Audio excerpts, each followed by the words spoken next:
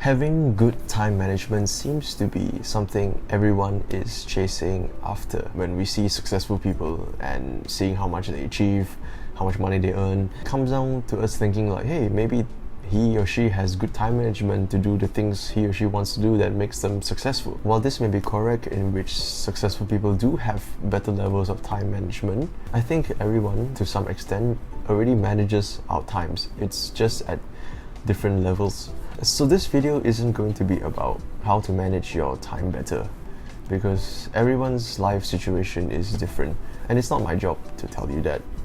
You know what you need to manage better in your life. Furthermore, tons of people have already made videos on that. Essentially, what I'm going to cover in this video is the 4 levels of time management, and what I want you to take away from this video is to identify your level at which you are managing your time. Now, just bear in mind that each level is progressively better than the one before. I got the idea of doing this video from this book, The 7 Habits of Highly Effective People by Stephen Covey. But now that we've got that out of the way, let's move to the 4 levels of time management. Okay, so the first level of time management is having notes and checklists. I find this the basic building point of managing your time, because at least it gives you a structure on knowing what tasks you need to manage. However, it is just a way to respond to what needs to be done on a list level. There are no order of priorities, and usually when you manage your time and tasks like that, they have no correlation with the values in your life. Simply put, when you manage your time like this, you have little sense of control, and also this leads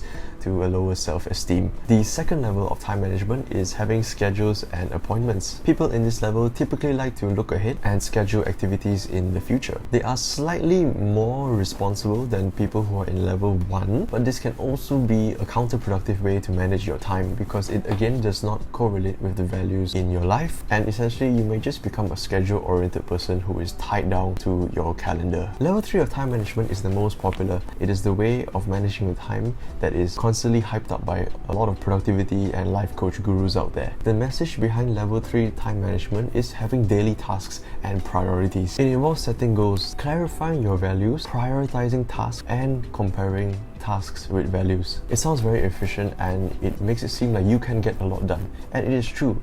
That's why a lot of people jump into it, because when they get into it at the start, they realize they can get a lot of things done when they start measuring their priorities with their values. But the downside of this level of time management is that it comes down back to daily planning, and that is focusing on the daily urgent stuff. And when you focus on the daily urgent stuff, who knows what's going to happen in your day? And this makes efficiency very counterproductive, because sometimes on days you may be overwhelmed and you may not be able to achieve the urgent things that you have to do and the important things that you should be doing. You end up overscheduling your day, not getting what you need to be done, which leads you to be frustrated in the end. This is why so many people get turned off by it and go back to level 1 and level 2 time management anyway. Why level 3 time management is not good is because it clashes with developing relationships, meeting human needs, and enjoying spontaneous moments on a daily basis. It provides order to the activities you need to do during the day, but it doesn't question the essential importance of why you're doing the activity in the first place. It doesn't place the activity in the context of your principles, your personal mission, and your short-term or long-term goals. Essentially, you're just prioritizing on the urgent stuff. And when you're always working on the urgent stuff, for sure will give you a lot of stress and strains the relationships with those around you. Now, if this has been the way you've been managing your time, don't worry about it. The 4th level will give you insight on how to do it better. In a future video, I'll be talking about the difference between urgent and important, so you know the difference and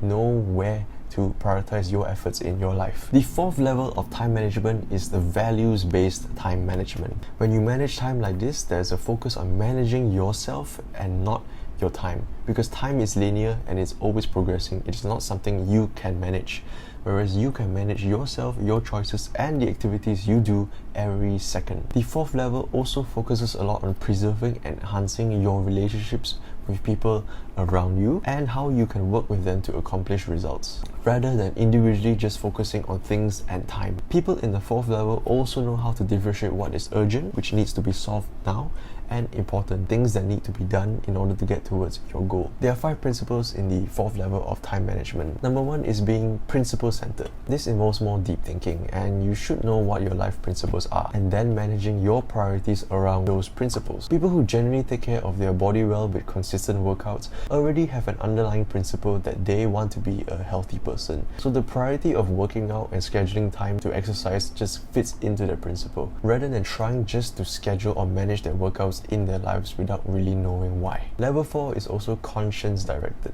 It means not to sacrifice what is important to you for the sake of managing tasks. For example, if having healthy friendships with your social circle is important to you, you wouldn't schedule a million things on a Friday when you know you already have weekly catch-up sessions with them. You don't schedule things, get them done just to be productive. The productivity and the management of your time has to go in line with what is important to you as well. Level 4 also defines your values and long-term goals. It means that whatever you plan during your day-to-day activities, it should be matching to your long-term goals, be it for your career, relationships, or your own personal growth. Level 4 time management also balances your life. It doesn't make it worse. If you find yourself constantly stressed with having to manage things to do, it probably means you don't have your priorities set in order. I suggest you know your priorities in advance before trying to manage and get everything done for the sake of getting everything done. Lastly, and how level 4 is really different from level 3, is that it gives you greater context in your life by weekly organizing. Weekly organizing should be done at the end of the week and give you a context of what you want to do for the next 7 days. Yes, it does mean you should have pre-planned productive activities during the week,